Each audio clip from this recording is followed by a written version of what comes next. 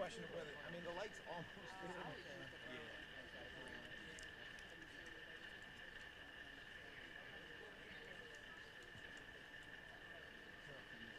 I know you gotta watch. You don't want to. Just don't forget to breathe. That's the one thing. It's really good. Because what happens is like when you don't breathe, you don't function. You have to force yourself because your throat and everything. You hold it. You hold it. You hold the breath. Same thing when you get scared. You ever notice that? When you're scared, can't breathe. I mean, you guys are in the shade, so there's like right now you're standing a little bit in the sun. There's shade lines on the space. Right now, you guys are all the same color. It's all lit up correctly. If you move right there, you might have shade lines on your face. How are we looking right now? Yeah. Okay. Larry? Larry? We're testing it out right now, so it's better in the shade, I think.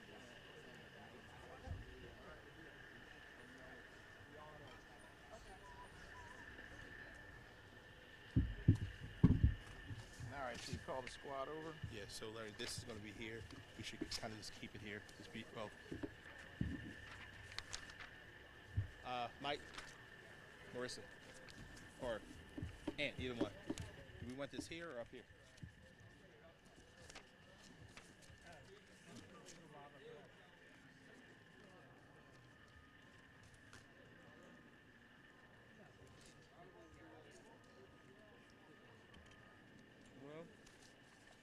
Well, you're gonna be using this as a reference to speak, right, Larry? Yeah, we get to sit here. you can do that. So no matter who's here, it'll project. I think we should just clip right by Ant. Keep it simple. You want it right next to where's it going to be least disruptive for you? If I clip this to the edge. To me or to some? No, to the edge. Here. Probably maybe both sides. Yeah, I think most people won't be doing this, so it'll probably work, assuming that the voice traveling that way is going to go straight down. It's projected. Greetings. Yeah, it's fine. Hey, bro. I'm doing well. Sorry, somebody. This is the world's sturdiest podium. Oh boy, here we go. You want to step over here for Yeah. sure. Keon, Paul.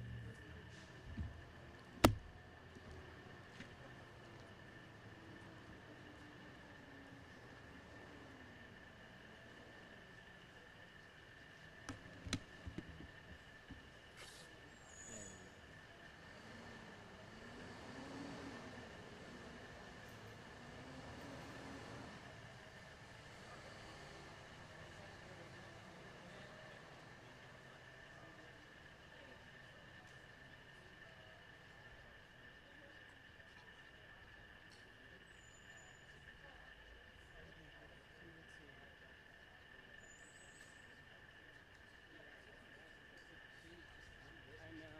No, it's not that bad. Yeah, I think if they was like, yeah, Yeah, it's gonna move backwards probably. But they definitely not gonna swing. It's a lot of people.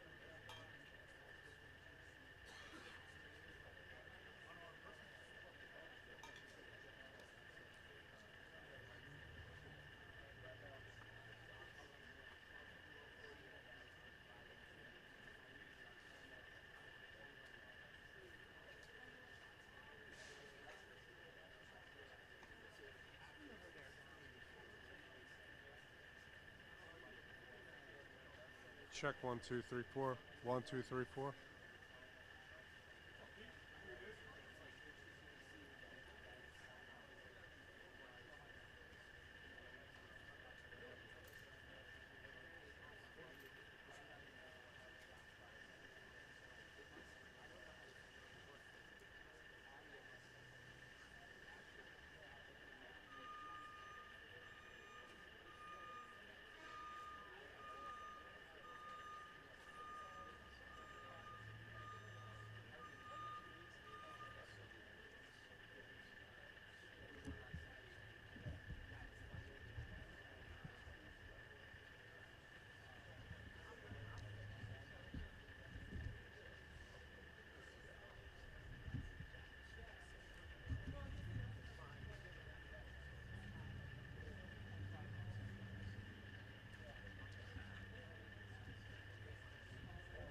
Love it, this thing.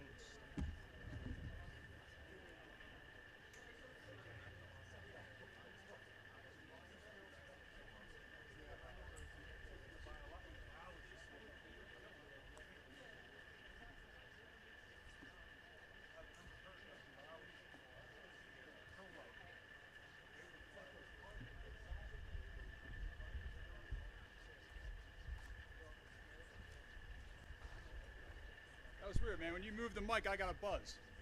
Yeah, just a little bit you moved it, I got a buzz. I don't know why. I'll see.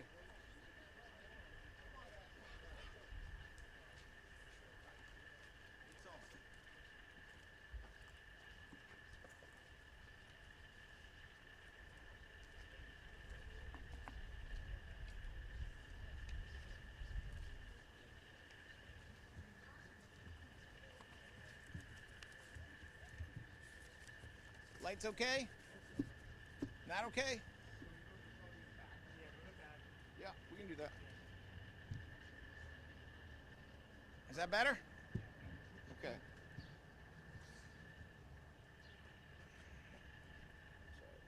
It's quite all right.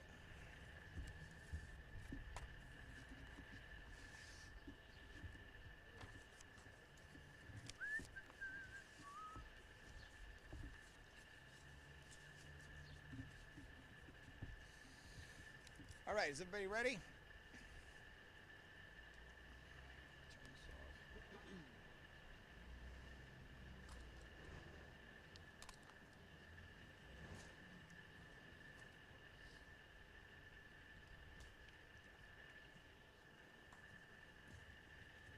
All right, all good? Good morning, and thank you all for being here. This is the DAO's weekly press conference. We are here in a special place at a special time to talk about gun violence, more specifically gun violence in Kensington. We will do this in two parts. As you may notice, we have a struggle today between the light and the dark. Part one is we want to talk about a case. It is an interesting case involving drugs and guns and a defendant named Edgardo Rivera. Mr. Rivera operated in Kensington as a drug dealer. He was caught with 9 guns, 3 of which had been modified to be fully automatic. It's pretty gruesome stuff that he was possessing, and I think we all know what the purpose was for possessing it. It has been a fact for a very long time that as we look at the shootings that occur in Philadelphia, a very disproportionate number of them occur in the area of Kensington, and no one disputes that some of that is related to the drug trade that occurs in and around this part of the city. We will talk about that case, but we will also talk about this community, how resilient it is, and what it is doing to build community, to combat gun violence, to address the trauma, the grief, and the suffering that have been caused for decades in Kensington by gun violence. And we will be doing so right here by looking at what has happened in what the neighborhood now calls Peace Park. There's no official name for this park. In fact, it's not a park. It's actually owned by a group called the Simple Way. It's not owned by the city. It's owned by a group called the Simple Way that has been operating here for decades doing really important work. in the community. But through the good efforts of the Mural Arts Project and through the excellent work of the artist himself, Jacob C. Hammes, also known as Chris Hammes, who is here, something beautiful has been made out of weapons of destruction, which we have before us. I'm not going to explain it. We're going to let him explain it, but when I heard about it, I have to tell you, I was very impressed and very excited about what was happening here. All right, so first of all, I would like to talk about some of the good people who are here, introduce them to you, and then we'll get into some more details. We have with us today ADA Paul Riddell, who is the chief of the DAO's Dangerous Drug Offender Unit. To my right, your left, we have ADA Keon Cook, who is an attorney, a prosecutor in the DAO's Dangerous Drug Offender Unit, wearing that excellent fedora right behind me. We have Lieutenant Kenny Lee, who is a DA's detective with the DAO's Dangerous Drug Offender Unit. He is here as well.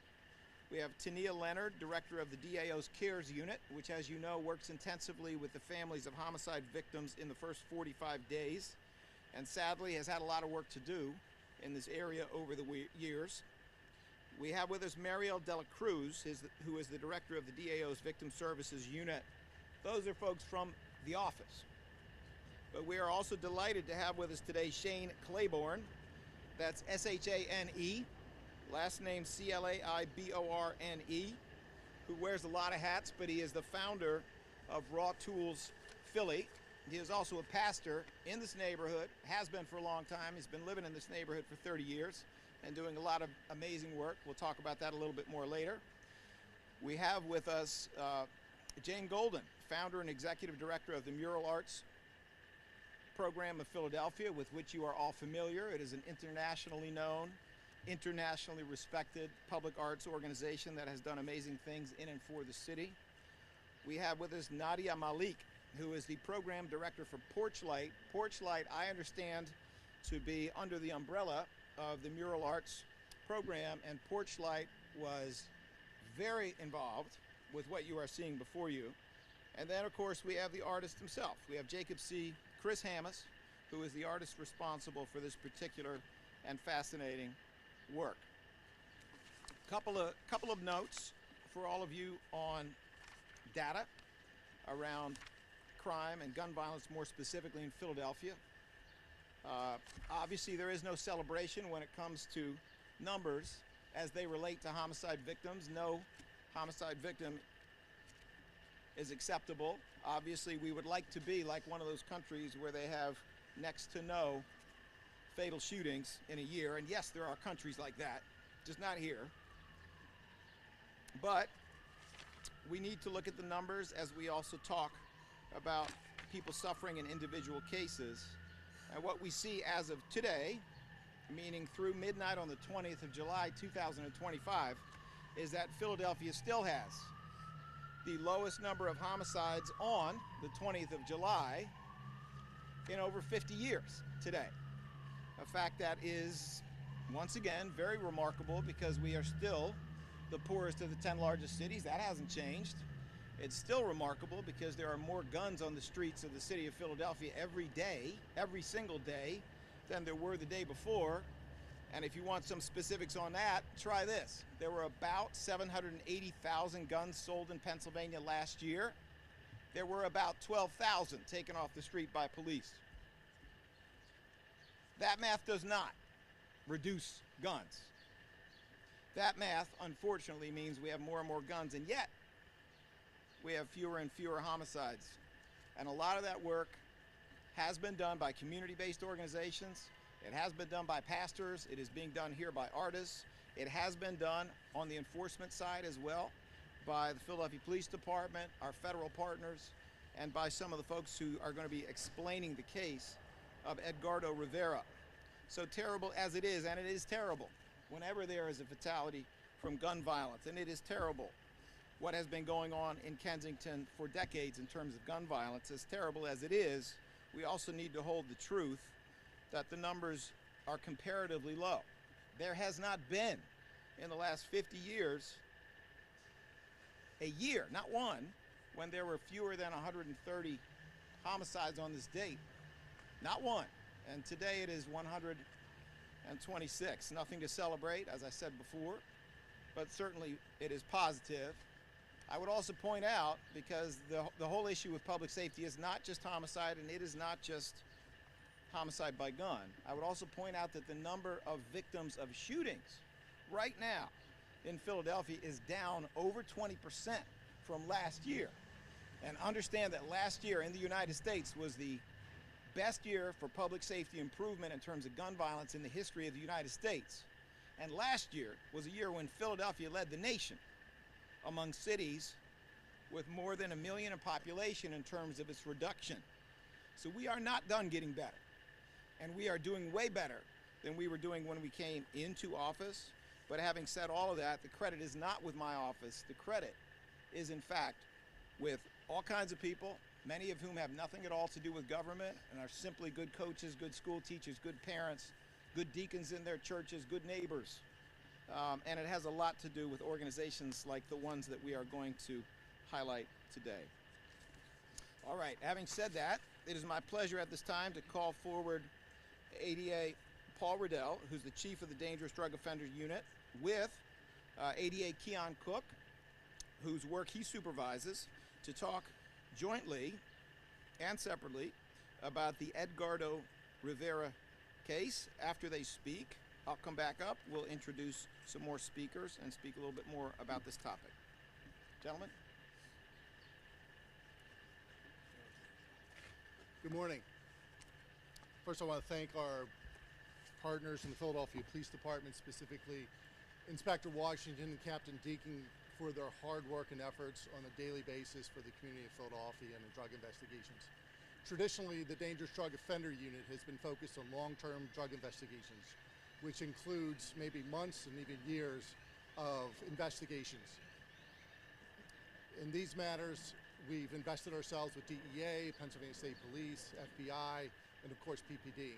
But we heard from the community and we heard from law enforcement locally that they need more help and more assistance for these local cases, which impact the community every day.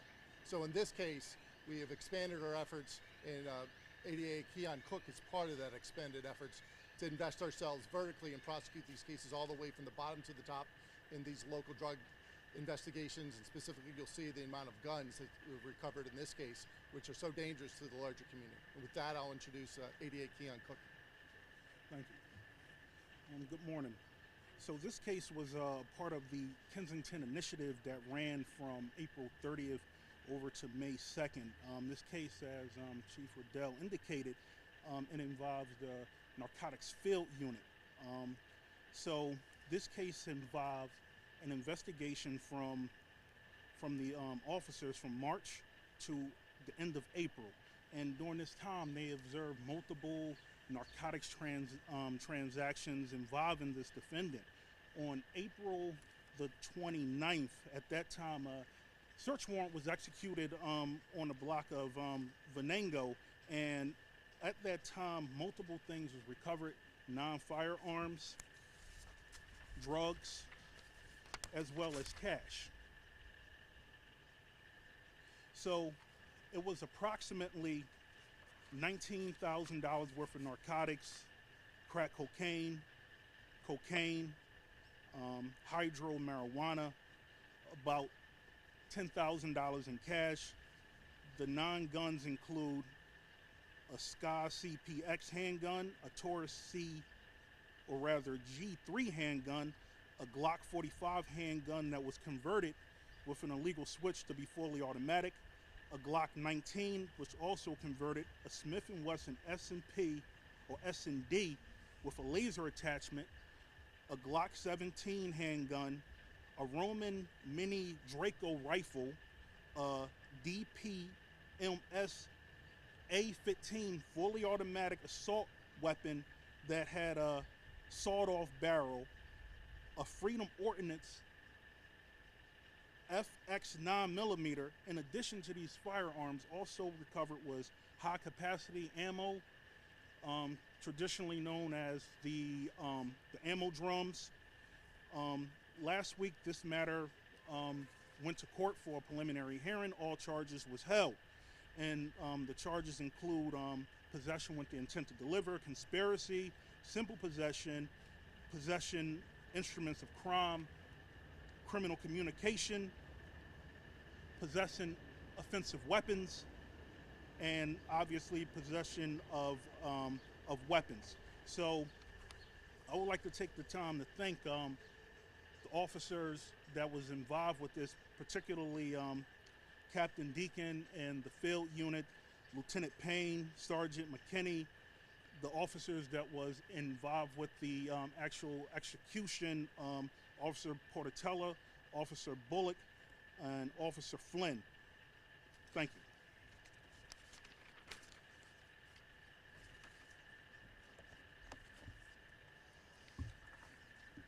All right, gentlemen, thank you.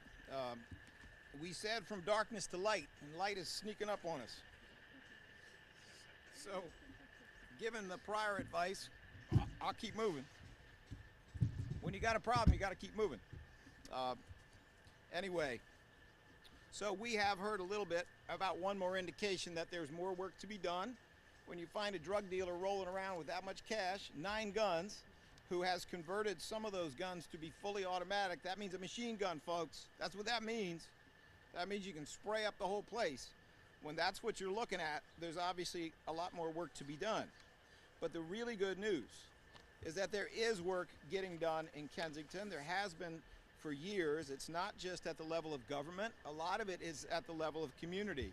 And there are so many good organizations here, so many good neighbors who are doing that work. They're the ones who call this place Peace Park. It doesn't have an official name. They're the ones who call this place Peace Park. I can tell you that we at the DA's office are delighted to have had the opportunity to support, among many others, with our micro grants that come from forfeiture money. In other words, you might say it's recycling drug dealer money back into helping the neighborhoods that were harmed. But let me just highlight a couple of those organizations so you know how much time and how deep our involvement has been, because we do believe that where the money comes for forfeiture, it should go. Where the harm has been done, those funds should return. We have funded organizations that work in the Kensington area, including the Apologues, A-P-O-L-O-G-U-E-S, the Apologues, which, as many of you may know, do portraits of homicide victims, among other things. Rebel Arts Dance, the Kensington Soccer Club, which last I checked worked with 1,200 young people a year, 1,200. And no, they don't just teach soccer, they teach conflict resolution in an area where there are so many different backgrounds and so many different languages that it is helpful in ways that go well beyond kicking a soccer ball. We work with Rock Ministries. That would be Pastor Buddy Osborne with his boxing program. And you have undoubtedly seen us there a number of times. Savage Sisters. We have worked with the Mighty Riders. And we've also worked with Raw Tools Philly, which brings me to our next speakers. We have with us Shane Claiborne. There's a lot I could say about Shane. I'm not sure that he wants all of it said. Hey, did I misspell your first name? Is it S-H-A-N-E or S-H-A-I-N-E? No I. Yeah. No I, okay. I got it right the first time. We're going to hear from Shane Claiborne first. We're going to hear from Chris Hammes second, who is the artist responsible for this. We're going to hear jointly and separately from Jane Golden of Mural Arts and Nadia Malik of Porchlight. I will not get up in between their opportunities to speak, but I will get up afterwards and have a few more things to say. It is my pleasure at this time to bring forward my friend and Philadelphia's friend. Well, that actually applies to all of these folks, but Shane Claiborne. Thanks, Larry. Thank you for showing up here, not just for a shooting, but for a day to celebrate, as we see on the benches here, that a better world is possible. And I've lived in Kensington, like Larry said, for 30 years, co-founded The Simple Way, founded Raw Tools, and we're all aware of the heaviness of gun violence and opioids in Kensington. But what is also here is resilience and a defiant hope and community. And across the street, the Mural Arts mural says that hope lives here.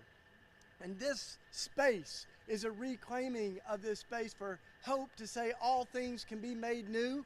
And we get our name at Raw Tools from flipping the word war around, and we chop up guns voluntarily surrendered firearms from individuals, from law enforcement. We destroy them, and that's what you'll hear more about from Chris. But we also turn them into tools, inspired by the biblical vision of beating swords into plows and spears into pruning hooks.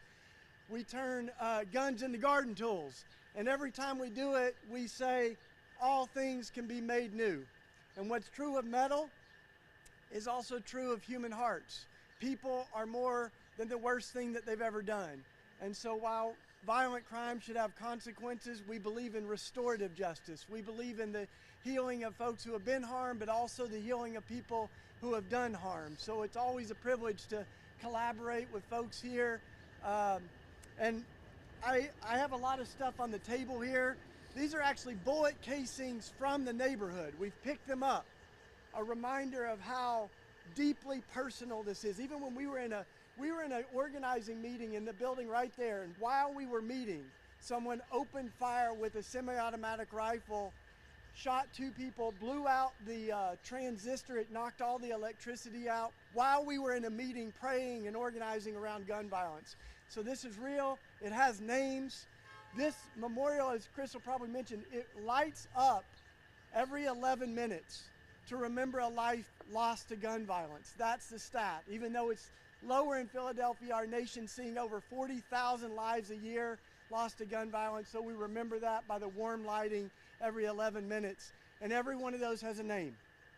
And sadly, disproportionately, many of those names are in this neighborhood. Even within walking distance on 8th Street, you can see memorials that still have candles lit, remembering the lives lost. So we're here to say policies can change, metal can change, people can change, and we want to be a part of making that change. Hi, I'm Chris Hammes. I guess I'm supposed to talk about the artwork that you see here. I had the privilege to work with Shane on this. We started almost 2 years ago talking about what we might do. We were sort of introduced through mural arts. We both were metal workers and woodworkers and blacksmiths, and somehow we immediately sort of understood like that aspect of our work, is the idea of change through labor. So what we're looking at here is sort of based off of the idea of a fire pit. When I'll wait for that to stop. When we were trying to come up with the idea of what the site might be, we met with a group of teenagers who, all of them, had shockingly experienced a great deal of gun violence living in this neighborhood. At one point, we were doing welding demos, we were doing blacksmithing demos, wood turning demos, and they asked if they could make a fire pit. That became the kind of form that you're looking at here. This is supposed to kind of resemble a fire pit as a communal space, as a place of social life, of transformation. Fire is a theme, obviously, in the work that Shane does, lighting up the forge, hammering hot metal and turning them into other objects. Here you see mostly things that are untransformed. This is all the waste product from the guns. This is all the stuff left over. It's displayed in kind of a museological style, as though it's an archaeological excavation. Part of this is a little bit of utopian thinking. I was thinking about how maybe in the future we'll have a society where gun violence is a thing of the past. And maybe we can look at these objects as though they're fossils, something that's part of the fossil record. This took a great deal of labor on my part to build all of this stuff. I haven't even really had a chance to sit and think about it very much. We just had the opening of it yesterday, but I'm very pleased with the community response so far. Yeah. And who's next?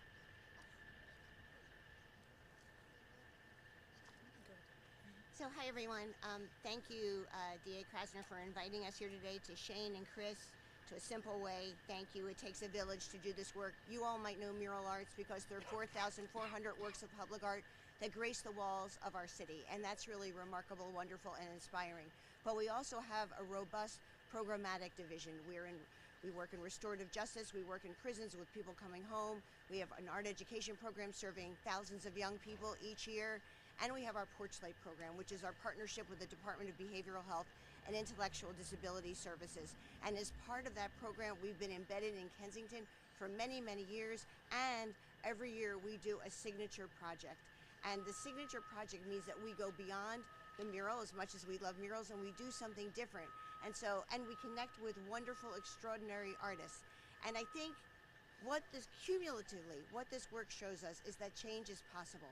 Mural arts is driven by the idea that art can change lives. We are working at the behest of citizens across this city, and we think that art can be more than just useful, it is transformational. When we first became Mural Arts, we did a project in Grace Ferry, a peace mural. And we worked with groups that there were beatings, there was a murder, and we said, oh, we want to do an art project. And people were like, Jane Golden, you're the most naive person ever. And we did it, and it brought people together. Fast forward, we did a project called Healing Walls with victims advocates, victims in the men at Graterford Prison. People are like, it's never going to work. And it worked. Over and over again, when we started Color Me Back, our program for people facing housing insecurity, oh, it won't work. Tell us it won't work, and we're going to tell you, let's try. And what I love about what Shane and Chris are doing, that they just fly in the face of negativity and people like citing what all the obstacles are. And the wonderful thing about art, and I know I am biased, but art opens up and it allows us to see the light and the path forward. Our work shows us the transcendent power that art has, and it shows us indeed that a better world is possible. The change we see it in individuals, we see it on communities, and think about it. By extension, there's a giant impact on the civic life of our city as we've turned Philadelphia into an art museum, but one that has deep meaning and resonance for the citizens who are here. Thank you. Hey all, I'm Nadia Malik. I'm the director of the Porch Light Department. As Jane mentioned, we're a partnership with the Department of Behavioral Health and Intellectual Disability Services. As Jane also mentioned, we have a long-term commitment to the Kensington community. We've been in the community in a very embedded way for a decade. We have a storefront right around the corner, right next to Raw Tools. Shane is a great neighbor. But as we've mentioned before, we do this work because we think we can give people a pathway away from gun violence. But that pathway doesn't exist unless someone believes that it exists, right? We need to give people an alternative to what they're doing, to the possibilities that are open to them. We also really truly believe that public art gives people a reason to be out in public and to create a safer environment. The mural that Shane mentioned behind us, when we were out here painting it for weeks and weeks and weeks on end, that meant the community was out in public. That meant that there was an activity happening when that mural was being painted. That meant that the activity that could have been happening, people found other spaces to do it in, right? It gave the community a space to be out and to be out in public. And that's been the biggest honor for me working in Kensington, is that the community is really dedicated. You'll find people here who've lived here for decades. They don't want to leave. They believe in this community, and they're the reason that we get to do this amazing work. They're the reason that the gun violence numbers are shifting in this community, because they're dedicated to it. And that's really where we get to do our work. We get to talk to the community members about what they want. We get to find amazing artists to do that. And then this Peace Park that most people, I think, in the neighborhood wouldn't think was possible, in this empty lot that's been sitting here, that was burned down, that's been sitting here for a while. Most people wouldn't have believed that it was possible that we could do this amazing piece here, but we found the simple way, we found Shane, we found Chris, and we made that a possibility. And that hope is what keeps people in this community and gives people alternatives to lifestyles that include gun violence. All right, thank you so much for those words. I'm going to move the podium back again here as soon as I adjust the technology, as they say.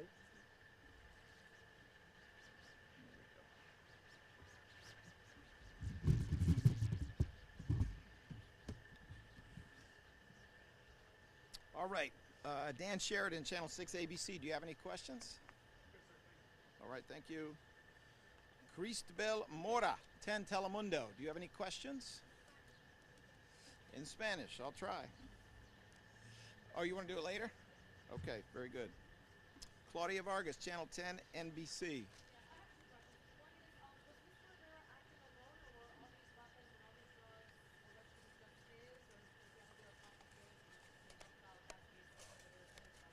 Let me commune with my colleagues here and see what we got.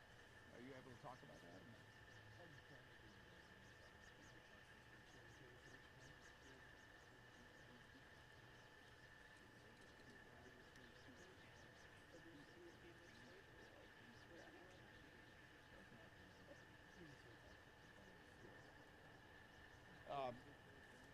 I know you have another question. We'll come to that.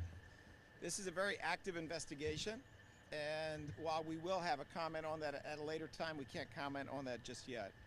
Do you have another question? Yeah, I do, but I guess just to clarify, the level point today, is it alleged that all of these, like, I'm just trying to think of how to frame this. Like, he was arrested and charged with having 9 guns and all these drugs, like it's his operation?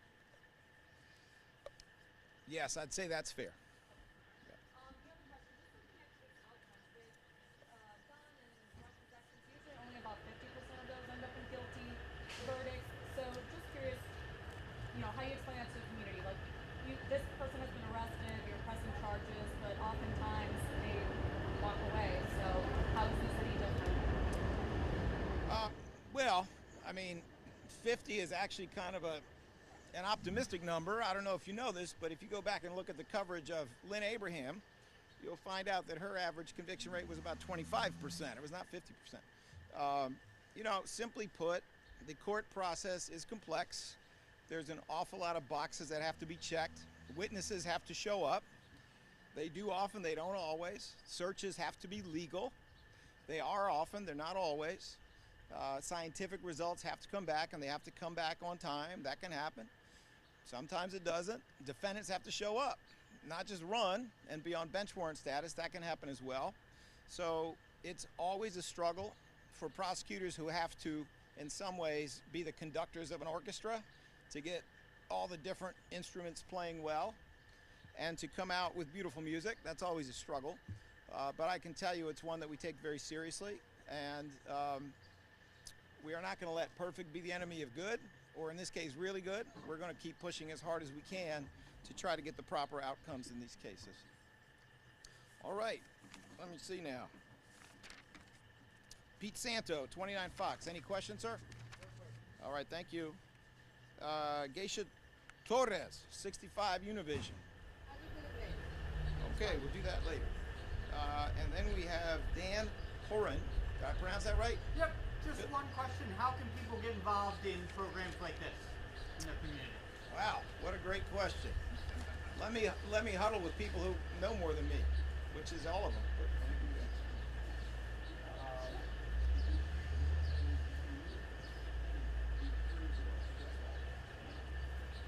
Make sure you're close to the mic still. Well, for sure, if people want to get involved with mural arts, you can reach out to us through muralarts.org.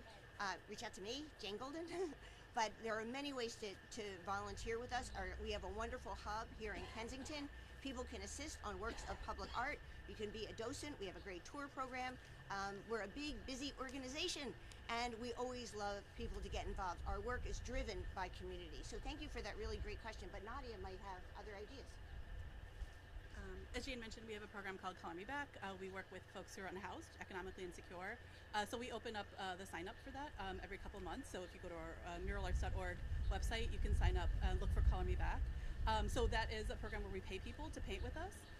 Again, it's a low barrier work program. You work with us for a week, you get paid cash, $50 every day to work with us. And then we're also embarking on a very large project in Kensington. So we'll have some public dates for community events and community programs that we'll be doing in the upcoming year with City Council Ketsi Lozada's office.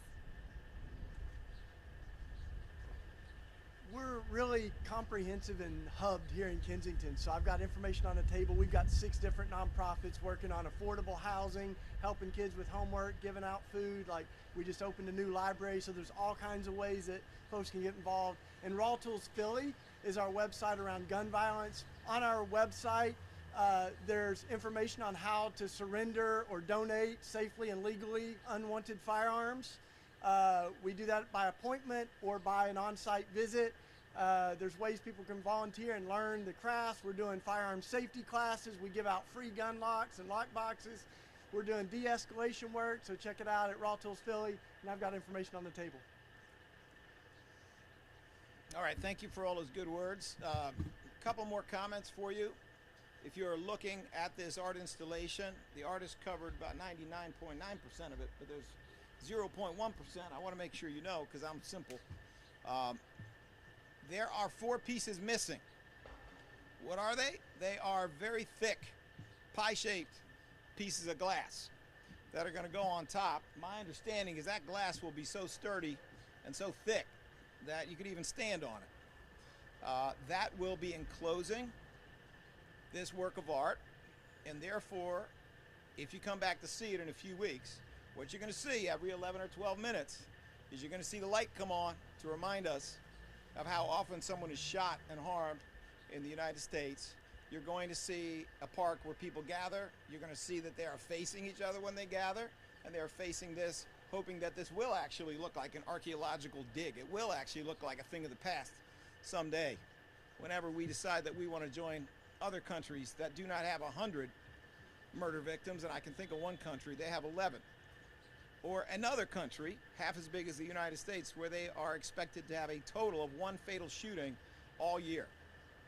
And I can tell you what country that is. There's no reason why a country that calls itself the greatest country in the world can't be that. There's no reason why we can't actually have reasonable gun regulation, try to bring this under control, and far less misery going on in our society. I thank you all for being here. I know that, yes sir, I'm sorry, did I miss you? Oh, my bad. I did miss you. My apologies. I wanted to ask, when did this, I might have missed this or didn't hear it, when was this park kind of established as art installation? Was that recently or? We dedicated it yesterday. Jamie, you have to speak. We dedicated this yesterday, but we've been working on this for a long time. We've been working on it for 2 years. Big projects like this are rather complex, but we have a genius behind it. So Well, no, we're doing it together, but it is important that this space has a history. And part of that history, when I moved here in 1998, this was an abandoned house that we got for $1, built a community center, but there was an abandoned city-owned factory across the street that caught on fire multiple times, burnt this block down, burnt the whole house, all the row houses here down. So we originally called it Phoenix Park because it rose out of the ashes, and we've been rebuilding it ever since as a neighborhood. That's why this is extra special. Even this mural was painted in 2013. So it's been a work in progress, but this is permanent. And it's wild because we looked all over the city for where this should go. And I had to abstain from the vote because I felt like I had a little conflict of interest, but we couldn't be more honored to have it here. And we hope the world comes to Kensington to see what's possible and what resilience looks like and what imagination looks like. And we've already got our minds spinning on ways that we can do things like this in other parts of the city of Philadelphia, incorporating chopped up guns into other installations. All right, I will remain available, we all will, for Spanish language media. Any other questions, or are we good at this time? All right, thank you all for being here, appreciate you. All right, Spanish language media. 1, 2, 3, 4. Mariel, you better come with me so when I mess up, you can...